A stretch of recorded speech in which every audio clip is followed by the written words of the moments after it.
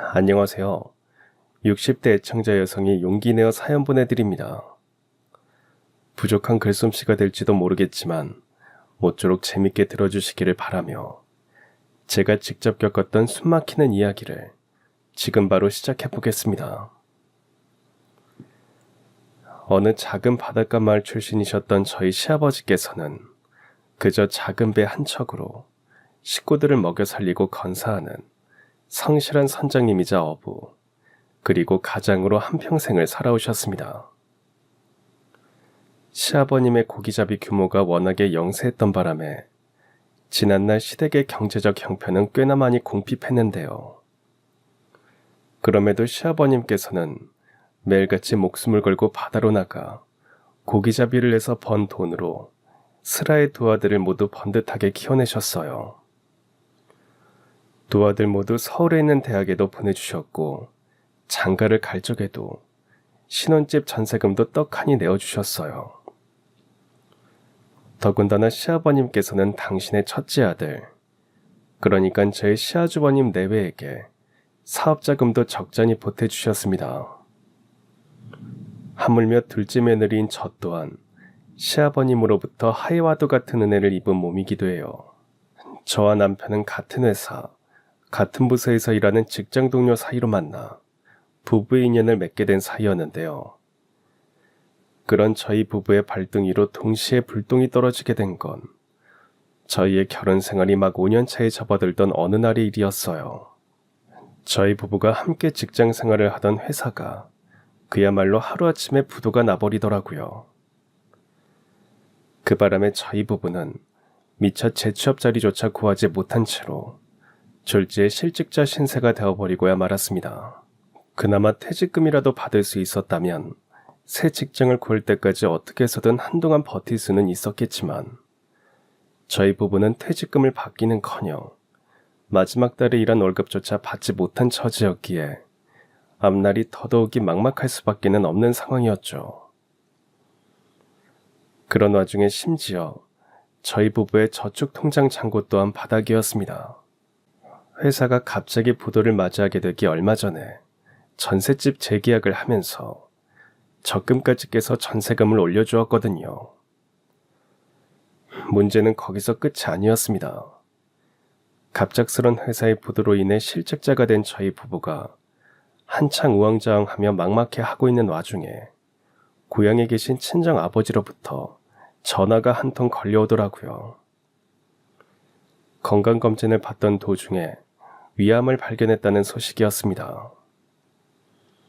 그 소식을 들은 저는 그야말로 벼랑 끝까지 몰려버린 심정이었습니다. 친정에 저 말고 다른 가족이 없었거든요. 친정어머니께서는 일찍이 사고로 돌아가셨고 친정아버지 슬하에 자녀라고는 외동딸인 저 하나뿐이었습니다. 즉 친정아버지를 보살펴드릴 수 있는 사람은 외동딸인 저와 사위인 저희 남편뿐이었는데 그런 저희 자식들마저 실업자가 되는 바람에 크나큰 경제적 위기를 겪고 있는 상황이었으니 저로서는 벼랑 끝까지 몰렸다는 생각을 하지 않을 수가 없는 노릇이었던 거죠.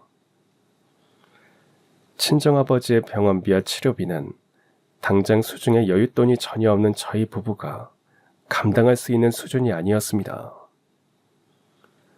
그럼에도 친정아버지의 치료를 포기할 수 없었던 저는 남편과 상의한 끝에 염치불구하고 아주버님 내외에게 병원비를 빌려보기로 했어요. 당시 아주버님 내외는 과거 시아버지께서 사업자금을 내어주셨던 덕분에 작은 회사를 창업해서 꽤나 여유로운 삶을 살고 있었거든요. 하지만 아주버님의 반응은 무척이나 차가웠습니다. 그러니까 재수씨 말은 나더러 사돈어른의 병원비를 빌려달라는 건가요? 네, 아주버님. 상황이 너무 급박하고 어려워서 염치불구하고 이렇게 부탁드립니다. 일단 급한 병원비만 빌려주시면 저희가 얼른 재취업해서 조금씩이라도 갚아드릴게요. 유감이지만 그건 어렵겠네요. 지금 우리도 회사 일이 잘 안 풀려서 여윳돈이 한 푼도 없거든요. 물론 저는 아주버님의 말을 믿을 수 없었습니다. 아주버님은 그날 분명 저한테 거짓말을 했어요. 형편이 어려운 사람이 주말마다 큰돈 들어가는 골프를 치러 다닐 수는 없을 테니까요. 하지만 저는 굳이 아주버님과 거짓말임내 아니네 해가며 싸우지 않았습니다. 정확하게 말씀드리자면 아주버님과 입씨름을 할 겨를조차 없었어요. 그런 와중에도 저희 아버지의 입원비와 치료비가 차곡차곡 쌓여나가고 있었으니까요. 이처럼 하루하루가 절망적이던 상황, 뜻밖의 은혜가 날아든 건 바로 그 무렵의 일이었습니다. 고향 바닷가 마을에 계시던 시아버님께서 기별도 없이 저희 집을 찾아오시더라고요. 듣자하니 요즘 너희 사정이 많이 안 좋다면서. 둘째가 그러더구나. 사돈께서 위암 진단을 받으셔서 급한 마음에 첫째한테 병원비를 빌리러 갔다가 거절당했다고. 아이고, 첫째 그놈은 어릴 적엔 안 그러더니 나이 먹고 난 다음부터 왜 자꾸만 매정한 사람이 되어가는지 모르겠구나. 여하간 조만간 너희 남편 통장으로 병원비를 보낼 테니까 이제 마음 푹 놓으렴. 병원비를 보내주시겠다고요? 아버님한테 무슨 돈이 있으시다고. 사돈 소식 듣자마자 어선을 매물로 내놓았어. 조만간 사겠다는 사람이 나타날 것 같으니까 팔리면 곧장 보내주마. 그런 시아버님의 말씀에 저는 그만 기겁을 하고야 말았습니다. 친정아버지의 병원비를 해결해 주시고자 하는 시아버님의 마음은 물론 무척이나 감사했지만 그렇다고 한들 어선을 팔아서 마련한 돈을 받을 수도 없는 노릇이었거든요. 그 어선은 시아버님의 유일한 생계수단이자 사실상 전 재산이나 다름이 없는 것이기 때문이었습니다. 이에 저는 그러지 마시라면서 한사코 시아버님을 말렸지만 시아버님께서는 이 말 한마디로 결국 저의 마음을 돌려놓으셨습니다. 어차피 슬슬 은퇴를 생각하고 있던 참이었어. 나이가 나이인지라 어부일을 하자니 도무지 힘이 들어서 배견하지를 못할 지경이거든. 하물며 새아가 너는 내 딸이잖니. 내가 너에게 주려는 건 딸 자식을 사랑하는 아비 마음이니까 받아서 사돈을 위해 요긴하게 잘 쓰거라. 그로부터 얼마 뒤 시아버님께서는 어선을 팔아서 마련한 금액 전부를 보내주셨습니다. 덕분에 저희 아버지는 제때 수술을 받으실 수 있었고 오래지 않아 퇴원까지 하실 수 있었어요. 이로써 시아버님에게 큰 은혜를 입게 된 저는 속으로 다짐했습니다. 그저 며느리가 아닌 딸 자식으로서 앞으로 한평생 시부모님에게 효도를 하면서 살겠노라고 말이죠. 이후 저는 그날의 다짐을 지켜내었습니다. 저희 부부가 기적처럼 재취업에 성공한 뒤 경제적 형편이 안정이 되기가 무섭게 제일 먼저 한 일이 고향 바닷가 마을에서 가난하게 지내고 계시던 시부모님을 저희 집으로 모시고 온 것이었거든요. 시부모님께서는 난생 처음 하게 된 서울 생활에 한동안 낯설어 하셨지만 그런 상황은 오래가지 않았습니다. 효자인 저희 남편과 효부인 제가 시부모님을 아주 지극정성으로 보살펴드렸으니까요. 그렇게 저희 가족은 참으로 오순도순하고 행복한 날들을 보내기 시작했는데요. 가난한 집의 가장이자 작은 어선의 어부로서 한평생 고된 뱃일을 해오셨기 때문이었을까요? 시아버님께서 어느 날 갑자기 덜컥 뇌졸중으로 쓰러지셨습니다. 마침 곁에 있던 제가 즉시 119에 신고한 덕분에 천만다행으로 시아버님의 생명을 구할 수는 있었지만 다행이었던 일은 딱 거기까지였죠. 시아버님께서 뇌졸중 후유증으로 인해 급성 중증 치매에 걸리셨거든요. 당시 저희 시아버님께서 치매에 걸리셨다는 소식을 들은 저희 부부의 지인분들께서는 이런저런 말씀들을 참 많이 해주셨습니다. 그 말씀들 중에는 참 감사한 응원도 분명 있었지만 대부분은 치매 환자 돌보는 건 쉽지 않으니 요양원에 보내드리는 것이 좋지 않겠냐는 부정적인 이야기들이었죠. 하물며 그런 이야기를 꺼낸 건 시아버님의 첫째 아들인 아주버님 또한 마찬가지였죠. 우리 자식들이 아버지를 직접 돌보게 할 생각이라면 일찍 단념하는 게 좋을 거예요, 재수씨. 설마 아주버님도 아버님을 요양원으로 보내려는 건 아니죠? 그러는 재수씨야말로 왜 그렇게 정색을 합니까? 돈 써서 쉽게 해결할 수 있는 일이면 당연히 그렇게 해야죠. 앞길 창창한 우리가 장차 무슨 부귀영화를 누리겠답시고 굳이 고생길을 자처하겠냐고요. 안 그래요? 부모가 부귀영화를 누리기 위해서 자녀를 키우는 게 아닌 것처럼 자식 또한 부귀영화를 누리기 위해서 부모에게 효도하는 게 아니잖아요. 며느리도 자식이고 저도 아버님의 딸이니까 앞으로 아버님은 저희가 직접 모실 겁니다. 그러니 더는 아무 말씀 마세요. 그러자 옆에서 잠자코 있던 시영님이 한마디 거들었습니다. 그럼 하나만 약속해. 앞으로 우리한테 절대로 손 벌리지 않고 전적으로 동서네가 혼자 전담해서 아버님을 모시겠다고.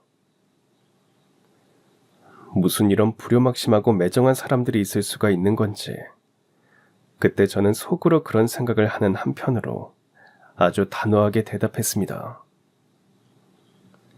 네, 저희가 아버님을 책임지고 잘 모시겠습니다. 어머님도 저희가 잘 모실 거고요. 대신 이거 하나는 똑똑히 알아두세요. 나중에 아버님과 어머님이 하늘나라로 떠나게 되시면 아주버님이랑 형님은 분명 크게 후회하게 될 거예요. 부모님이 이렇게 그립고 보고 싶어질 줄 알았으면 살아생전 잘해드릴 걸 하고 말이죠. 그건 나중에 두고 봐야 하는 일 아니겠어? 동서는 잘 먹고 잘 사는 우리 걱정 말고 자기 앞날 걱정이나 해. 치매 환자를 돌보는 건 말처럼 쉬운 일이 절대로 아니거든. 물론 저도 아주 잘 알고 있었습니다. 치매 환자를 돌보는 건 말처럼 쉬운 일이 절대로 아니라는 거 말이죠. 하지만 부모님들께서 자녀를 키울 때 그것이 쉬운 일이어서 키워주신 것이 아닌 것처럼 당시 저의 생각 또한 마찬가지였어요. 치매에 걸린 시아버님을 돌보는 일이 쉬울 거라고 여겨서 선뜻 나섰던 것이 아니라 며느리로서 그리고 딸 자식으로서 마땅히 해야만 하는 일이었기에 일말의 망설임도 없이 아버님을 제가 직접 모시기로 결심을 했던 것이었죠. 더군다나 저는 시아버님의 은혜 덕분에 친정아버지의 생명을 구할 수 있었던 적이 있었으니 그 은혜를 갚기 위해서라도 더더욱이 제가 직접 시아버님을 모셔야 마땅한 일이었습니다. 아무튼 그렇게 저는 직장을 그만두고서는 시아버님 모시는 일에 전념하기 시작했는데요. 치매 시아버님을 모시는 일은 제 예상을 아득히 뛰어넘을 정도로 힘든 일이었습니다. 왜 치매에 걸려도 좋게 걸리는 분들이 계시고 반대로 나쁘게 걸리는 분들이 계신다고들 하잖아요. 좋게 걸리는 분들의 경우에는 67살 어린이로 돌아간 것 같은 귀여운 증상의 치매 환자가 되는 반면에 나쁘게 걸리는 분들의 경우에는 주변 사람들을 아주 힘들게 만들기 마련이고요. 그런데 당시 저희 시아버님의 치매 증상은 참 애석하게도 후자 쪽이었고 그러는 바람에 저와 남편은 치매 환자의 보호자들이 겪게 된다는 어지간한 힘든 경험들을 그야말로 모조리 다 겪어보았습니다. 특히나 시아버님을 전담해서 보살펴드리는 저의 고생이 아주 극심했습니다. 치매로 인해 정신이 혼탁해진 시아버님께서 저에게 이유 모를 욕설을 퍼부으시면서 분변까지 집어던질 정도였어요. 그 와중에 더 큰 문제는 시아버님께서 제 얼굴에 분변을 집어던지는 모습을 시어머님께서 목격하게 되셨다는 점이었어요. 제가 급히 샤워를 하고 나와 보니까 시어머님께서 불 꺼진 거실에 홀로 앉아 소리 없이 눈물을 흘리고 계시더라고요. 저는 그런 시어머니에게 조심스레 다가갔습니다. 혼자 왜 그러고 계세요, 어머님? 시간이 많이 늦었는데 들어가서 주무시지 않고요. 아이고, 그 꼴을 내 두 눈으로 똑똑히 다 봐놓고 어떻게 마음 편히 잠을 잘 수가 있겠니? 너한테 너무 미안하고 죄스럽고 면목이 없어서 그저 눈물밖에는 나오지를 않는구나. 아버님께서 일부러 그러신 게 아니라 편찮으셔서 그러신 거잖아요. 저는 아무렇지도 않으니까 어머님도 이제 그만 마음 놓으셔요. 아니다. 곰곰이 생각을 해봤는데 이대로는 더 이상 안 되겠어. 이제 그만 너희 시아버지를 요양원으로 모시자꾸나. 물론 시어머니 입장에서도 충분히 그런 생각을 하실 법한 상황이기는 했어요. 시어머니께서는 그동안 제가 얼마나 힘든 일을 겪어가면서 시아버님을 보살펴왔는지를 쭉 지켜보셨던 데다가 심지어 시아버님께서 던진 분변까지 뒤집어 쓰는 모습까지 목격하신 상황이었으니 저를 위하는 마음에서 시아버님을 요양원으로 모시자는 이야기를 꺼낼 수밖에는 없으셨을 테죠. 하지만 제 생각은 달랐습니다. 있잖아요, 어머님.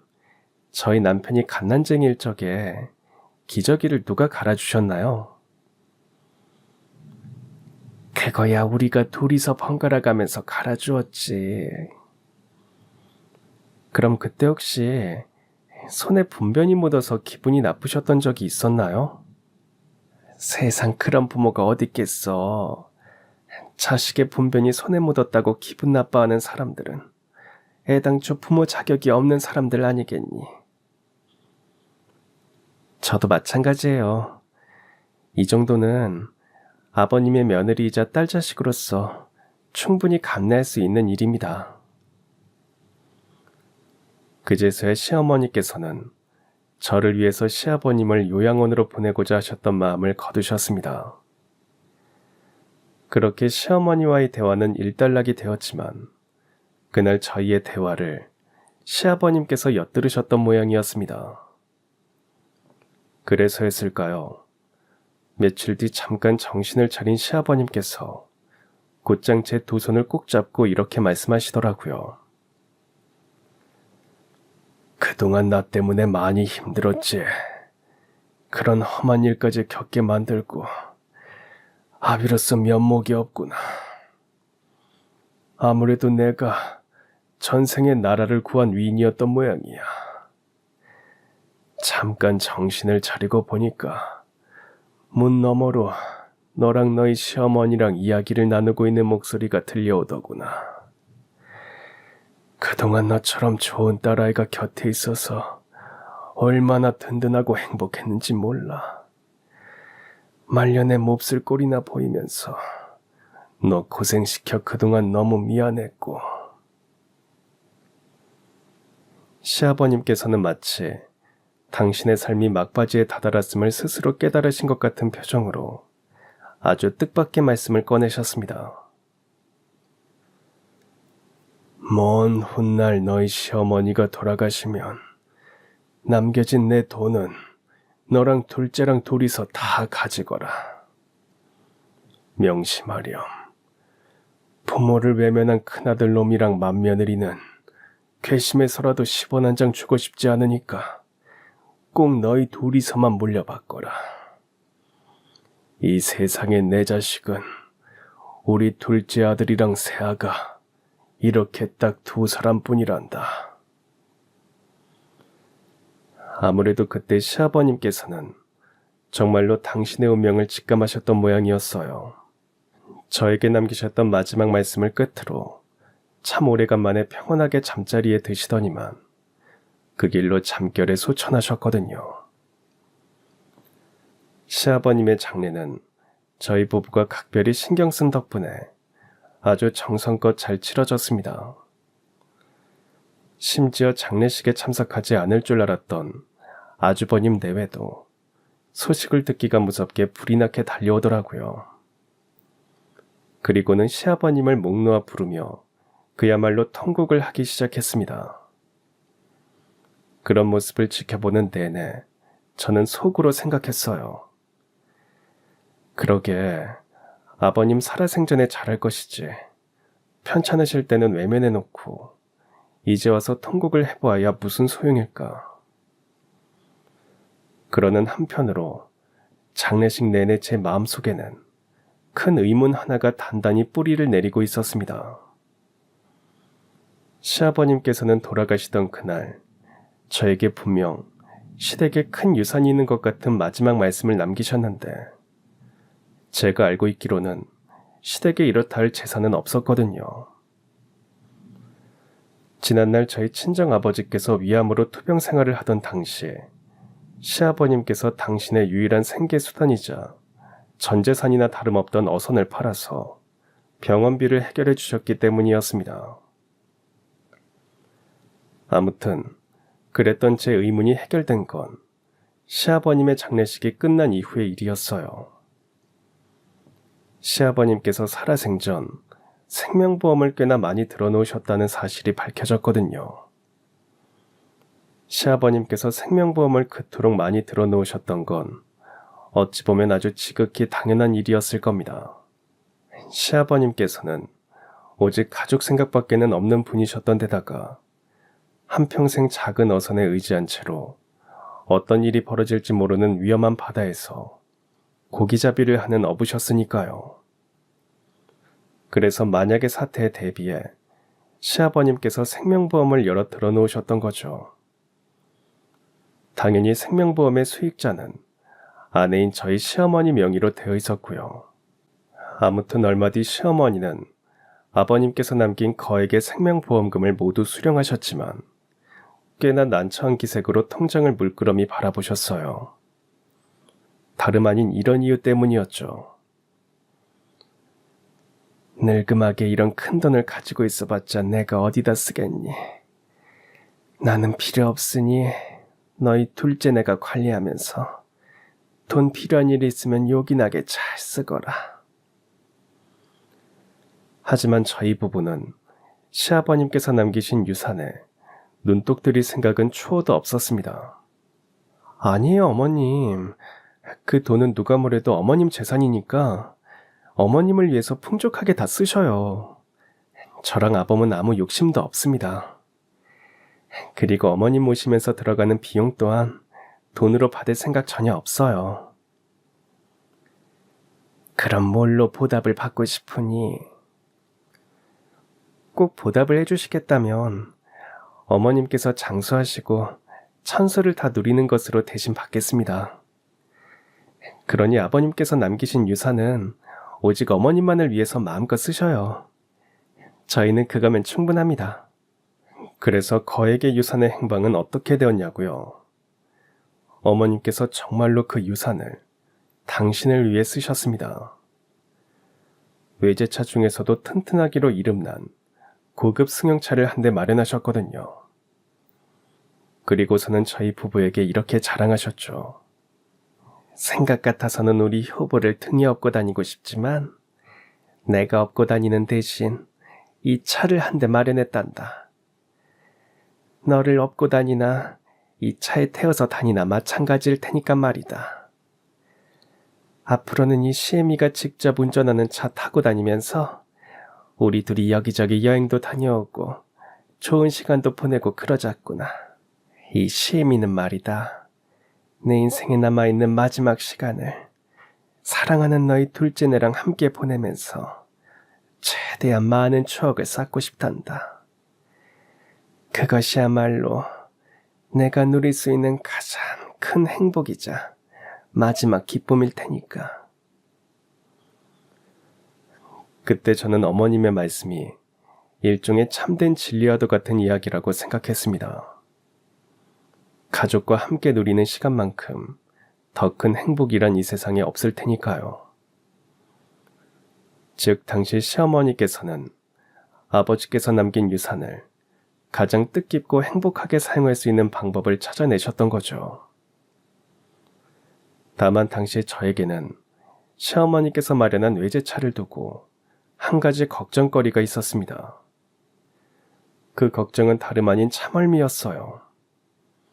제가 워낙에 참을미가 심한 체질이라서 차 타고 30분만 넘어가면 구토를 해대기 일쑤였거든요.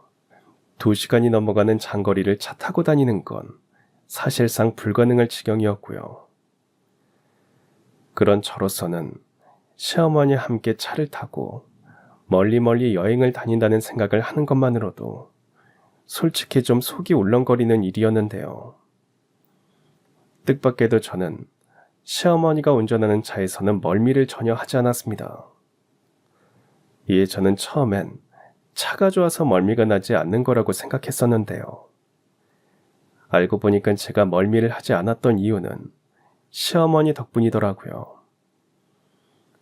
저희 시어머니께서는 모범 택시 운전기사들도 저리 가라 할 정도로 운전 솜씨가 아주 뛰어난 베테랑 운전자셨고 실제로 운전 경력 또한 아주 많은 분이셨어요.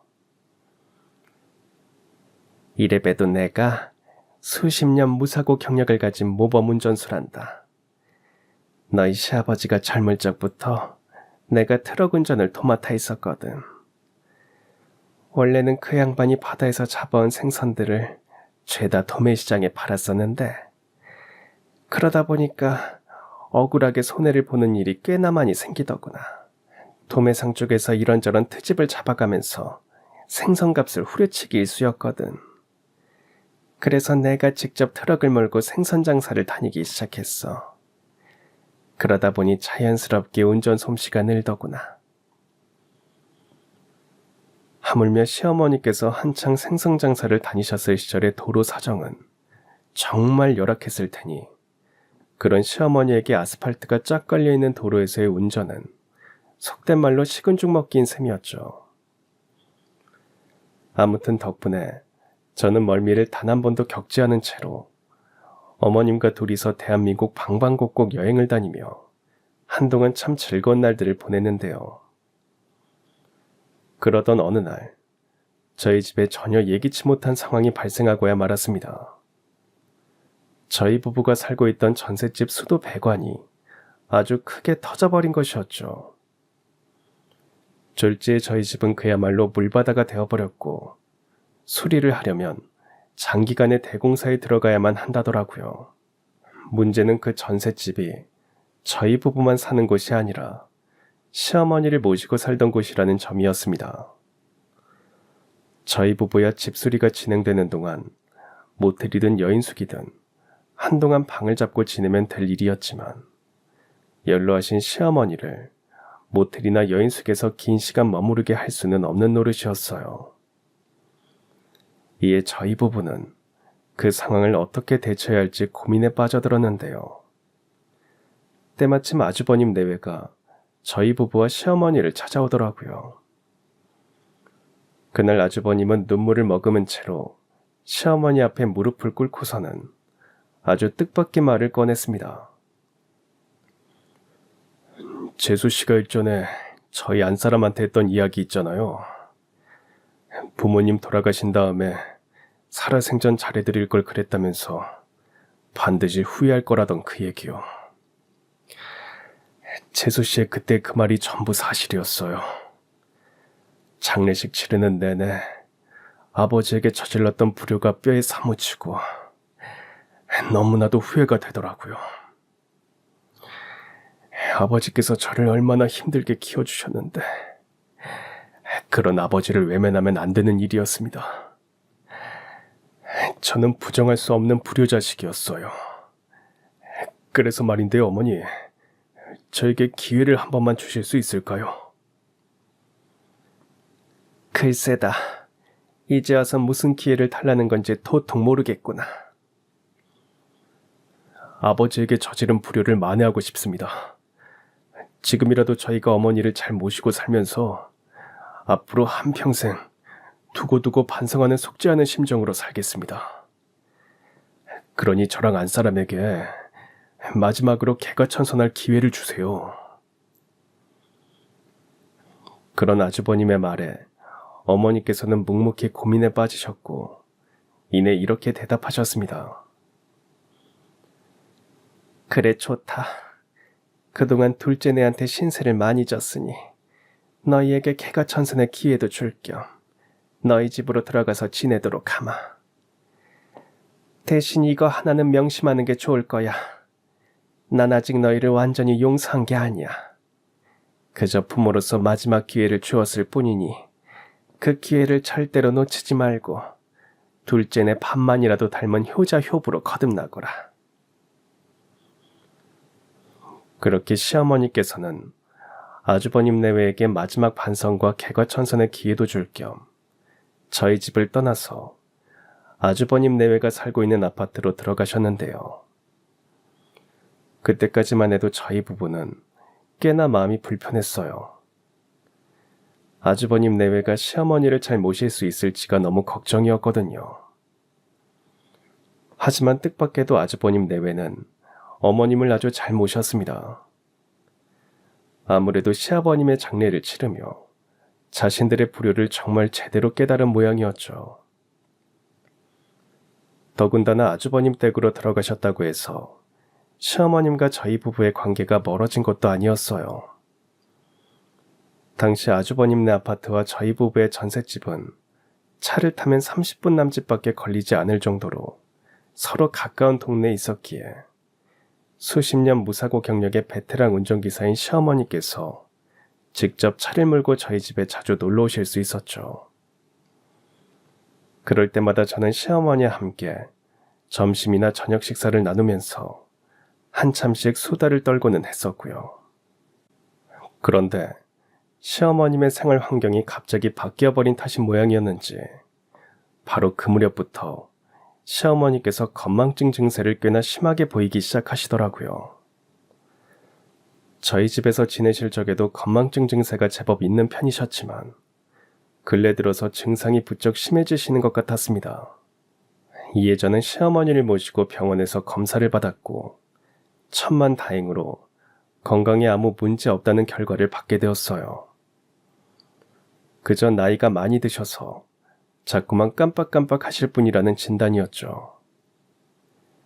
하지만 어쩌면 그날의 진단이 오진이었을지도 모르는 노릇이었습니다.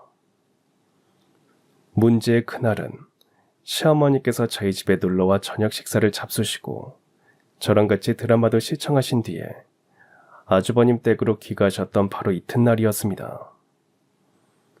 그날따라 이른 아침부터 경비 아저씨가 아주버님 댁으로 찾아오셨다더라고요. 심지어 경비 아저씨가 전해준 소식은 그야말로 간담이 서늘해지는 것이었습니다. 사장님 댁 어머님께서 간밤에 운전을 하셨었죠? 네, 저희 어머니께서 직접 차를 끌고 제수시내 놀러 갔다가 늦은 시간에 귀가하셨습니다. 근데 이른 아침부터 대체 무슨 일이시죠? 어머님께서 근처 골목길에서 차로 사람을 쳐놓고서는 그냥 가버리는 바람에 지금 아주 난리가 났습니다. 그게 무슨 말씀이세요?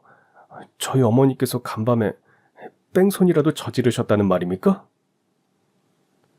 얼른 경비실로 내려와 보세요. 사고 피해자의 가족들이 지금 경비실에 와 있습니다.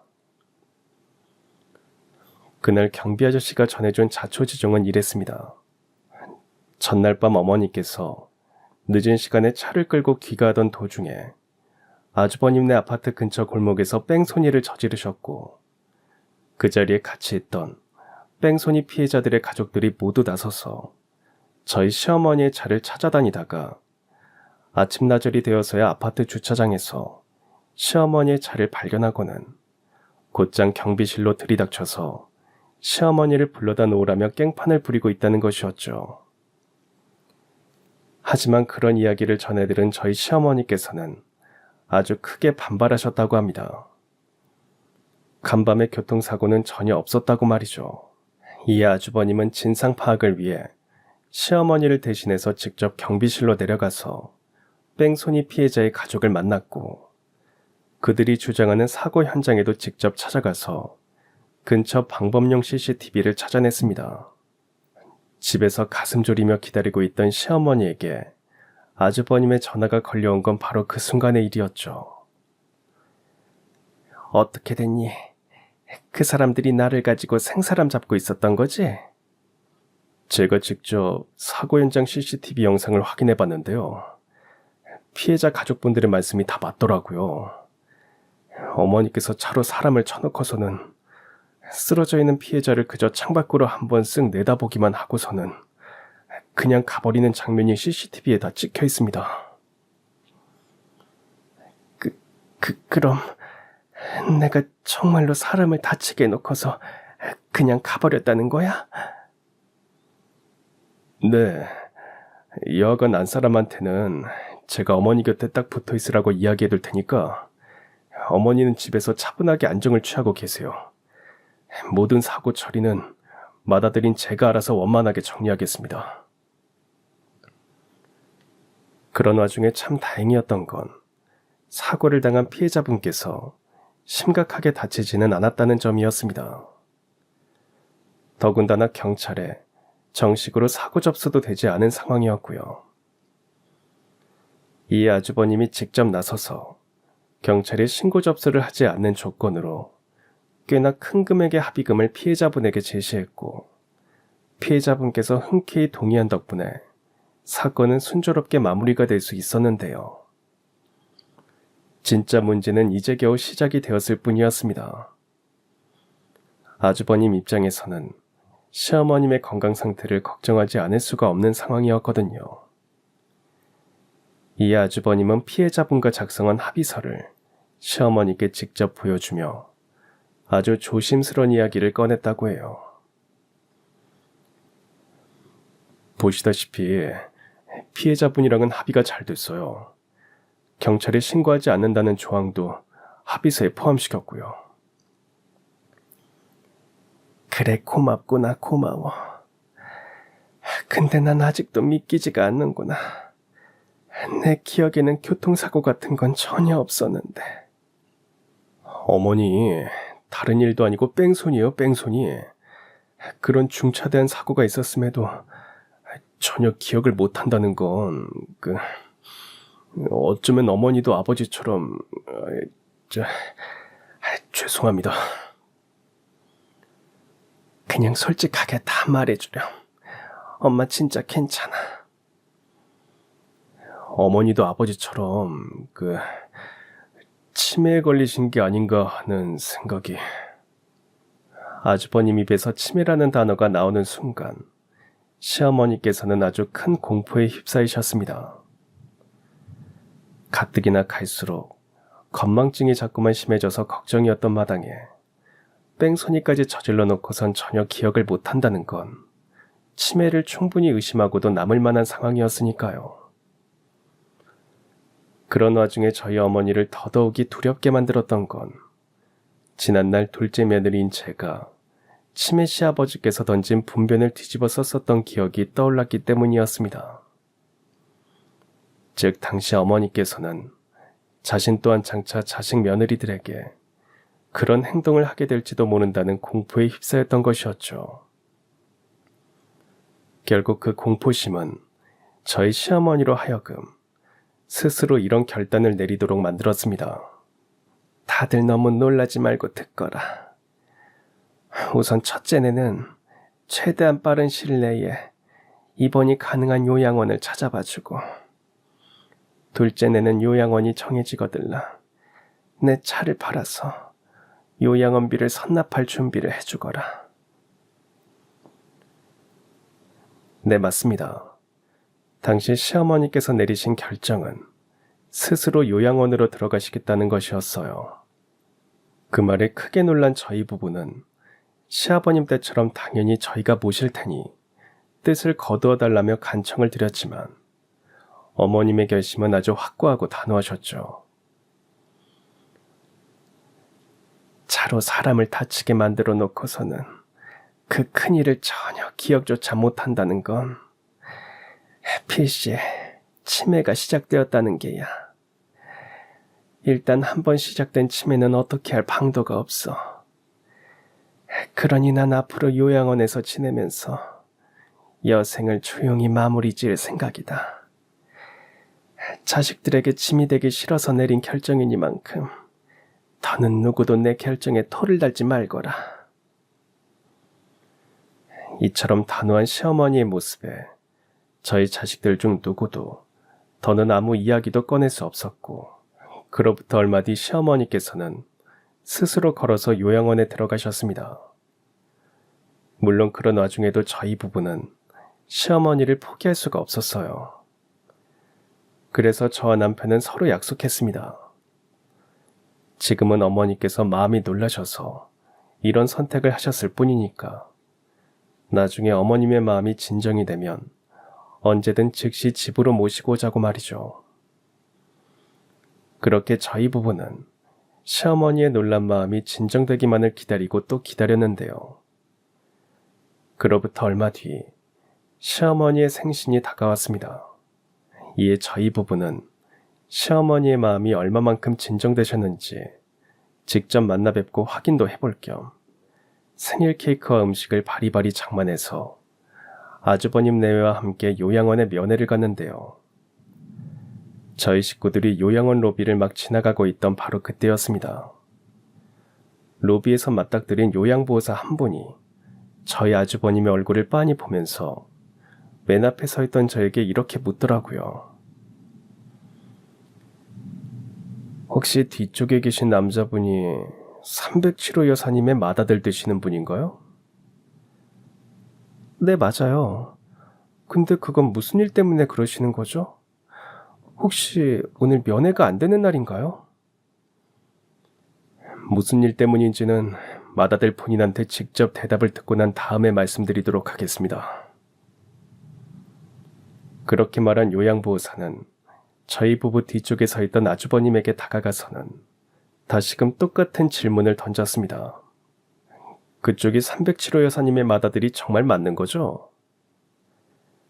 이에 아주버님께서 떨떠름한 표정으로 고개를 끄덕이는 순간 요양보호사가 갑자기 이렇게 외치며 아주버님의 따귀를 올려붙였습니다. 예라이 천하의 후레자식아, 그까지 돈 때문에 어머니한테 누명을 씌워? 그러다 천벌받아 이 양반아. 그런데 있잖아요 여러분, 처음 본 요양보호사가 난데없이 아주버님의 따귀를 때린 것보다 훨씬 더 놀라웠던 건 정작 뺨을 때린 요양보호사는 기세등등한데 얻어맞은 아주버님뿐만 아니라 형님까지 사색이 되어버렸다는 점이었습니다. 그런 아주버님 내외의 모습에서 무언가 석연찮은 느낌을 받은 저는 요양보호사에게 조용한 곳으로 가서 자초지종을 들려달라고 부탁을 했는데요. 뜻밖에도 아주버님 내외가 별일 아니니까 똥 밟은 셈치고 그냥 넘어가자는 얘기를 자꾸만 하더라고요. 이에 더더욱 큰 의문을 품은 저는 기어이 요양보호사님을 조용한 곳으로 모셔갔는데요. 그러자 아주버님 내외도 어디 무슨 헛소리를 하나 드러나 보자면서 굳이 따라오더라고요. 물론 그렇게 말하며 쫓아오는 아주버님 내외의 표정은 너무나도 초조해 보였습니다. 마치 무언가 캥기는 구석이 있는 사람들처럼 말이죠. 아무튼 저는 조용한 곳에 도착하고 나서야 마침내 요양보호사님의 이야기를 들을 수 있었어요. 얼마 전에 제가 이곳 요양원에 취업하려고 면접을 보러 왔던 날이 일이었어요. 면접을 마치고 귀가하려는데 주차장에 세워둔 차가 시동이 걸리지 않더라고요. 그래서 얼른 보험사에 연락을 해서 레카차가 오기를 기다리고 있었는데 어떤 부부가 대화를 나누는 소리를 엿듣게 되었어요. 그 집 남편이 자기 아내한테 이렇게 말하더라고요. 사실 엄마는 치매가 아니다. 그날 있었던 뺑소니 사고도 사실 전부 다 내가 만들어낸 가짜였다. 거기서 끝이 아니었습니다. 요양보호사님은 그 집 남편이라는 작자가 대체 어떤 목적으로 자기 모친에게 뺑소니 사고의 누명을 씌웠는지에 대해서도 아주 선명하게 기억하고 계셨죠. 그 집안 사람이 남편한테 대체 왜 그런 짓을 벌였냐고 물어보니까 그 집 남편이 이렇게 대답하더라고요. 엄마를 치매 환자로 만들기 위한 일종의 작전이었다. 그 작전이 적중해서 엄마가 삶의 의지를 포기한 채로 스스로 요양원으로 들어왔으니 이제 남은 건 엄마가 요양원에 있는 동안 우리 부부 둘이서 엄마를 구슬려가지고 아버지의 유산을 야금야금 빼돌리기만 하면 된다.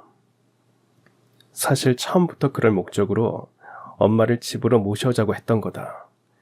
이렇게 말이죠. 물론 제가 처음부터 요양보호사님의 모든 말을 믿었던 건 아니었습니다. 보다 확실한 증언이 필요했거든요. 일단 알겠습니다. 하지만 저랑 남편이 그 말을 믿으려면 보다 확실한 진술이 필요할 것 같아요. 일전에 친정아버지께서 위암으로 투병하셨던 적이 있으시죠? 그때 시아버님께서 어선을 팔아서 병원비를 해결해 주셨고요. 맞죠? 그걸 어떻게 하셨어요? 그날 그 집 큰아들이 자기 와이프한테 이렇게 말했거든요. 동생네 집에 갈 아버지의 유산은 제수신의 부친이 위암에 걸렸을 때 아버지가 어선 팔아가지고 병원비를 대줬던 것으로 이미 다 끝난 셈이라고. 더군다나 원래 아버지의 유산은 큰아들인 내가 물려받는 게 당연한 거니까 여보도 너무 죄책감 가질 필요 없다고. 네, 맞습니다. 그 이야기는 누가 들어도 저희 시댁 이야기였어요. 이로써 아주버님이 존재하지도 않았던 뺑소니 사고를 지어내서 시어머니를 치매로 몰아붙였다는 심증이 확실해졌습니다. 그러나 아주버님 내외는 그러한 혐의에 대해서 아주 완강하게 부인을 했습니다. 그 보호사가 정신이 이상한 사람인 것 같다면서 당장에 요양원에 항의해가지고 해고 처분을 받아내겠다고 노발대발 길길이 날뛰었거든요. 하지만 그런 와중에도 오히려 당당하고 떳떳한 모습이었던 건 요양보호사님 쪽이었습니다. 그러니까 지금 그쪽 주장은 제가 모함을 하고 있다는 거잖아요. 당연하지. 당신이 나한테 왜 모함을 하는 건지는 모르겠지만 난 그렇게 만만한 사람이 아니야. 요양원 측에 강력하게 항의해서 당장에 쫓겨나게 만들 테니까 각오하는 게 좋을 거야. 기왕 제대로 진실을 밝혀볼 생각이라면 우리 다 같이 경찰서로 가서 정식으로 수사 의뢰를 하면 어떻겠어요? 정식 수사 결과 제가 모함을 했던 게 사실로 밝혀지면 당연히 제가 처벌을 받겠습니다. 대신 제 말이 모두 사실로 드러날 경우에는 그쪽 부부가 쌍으로 수갑을 차게 되겠지만. 말을 마친 요양보호사님은 진짜 경찰에 신고할 생각이었는지 곧장 휴대전화를 꺼내 들었습니다. 그러자 지레 겁을 집어먹은 형님이 왈칵 울음을 터뜨리며 저희 다리를 붙잡고서는 그야말로 애걸복걸을 해대더라고요. 전부 다 남편 혼자서 꾸민 짓이야. 내 말 한 번만 믿어줘, 동서. 그날 어머님은 뺑소니를 저지르지 않았던 게 맞아. 우리 남편이 노름빚에 시달리는 경비원한테 뒷돈을 주고서는 뺑소니 피해자들이 경비실로 찾아왔다는 식으로 연기를 시켰거든. 뺑소니 현장에서 찾았다던 CCTV도 거짓말이야. 애당초 뺑소니 자체가 없었으니까. 그럼 합의서는 어떻게 된 거죠?